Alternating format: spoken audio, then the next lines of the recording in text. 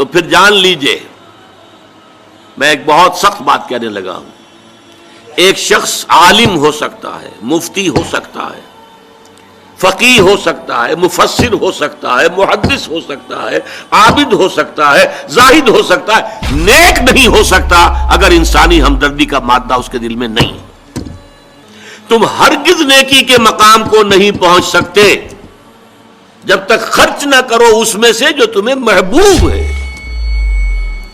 اگر آپ کا مال ایسا ہے جو دل سے اتر گیا ہے، کپڑے بوسیدہ ہو گئے ہیں دے دیے غریب کو، جوتے ٹوٹ گئے دے دیے کسی کو، یہ نہیں ہے، یہ نیکی نہیں ہے. نیکی کیا ہے؟ مما تحبون، جو تمہیں پسند ہو وہ مال. اپنے محبوب مال کو جب تک خرچ نہیں کرو گے اللہ کی رضا مندی کے لیے، اللہ کی رضا جوئی کے لیے، اس وقت تک نیکی کا مقام حاصل نہیں کر سکتے. اس میں ترتیب بھی لازمی ہے. سب سے پہلا حقدار جو ہے آپ کے نیک سلوک کا وہ آپ کے قرابت دار ہیں. عام طور پر قرابت داروں میں، قریبی رشتہ داروں میں شکر رنجیاں ہوتی ہیں.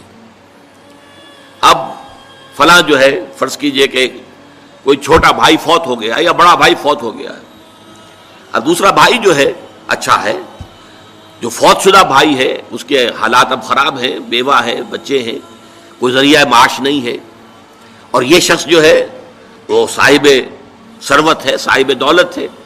یہ اوروں کو تو خیرات دے گا، اپنے یتیم بھانجا اور بتیروں کو نہیں دے گا. کیوں؟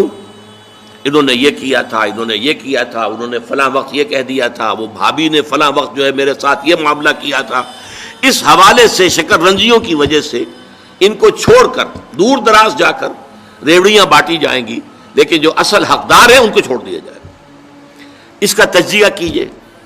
اس کا مطلب ہے یہ اللہ کے لیے نہیں دیا جا رہا. اگر اللہ کا جذبہ ہو اللہ کو راضی کرنا تو پھر تو دیکھو کہ اللہ نے سب سے پہلا حقدار کس کو بنایا. پھر تو دیکھنا ہوگا ترتیب اللہ کی.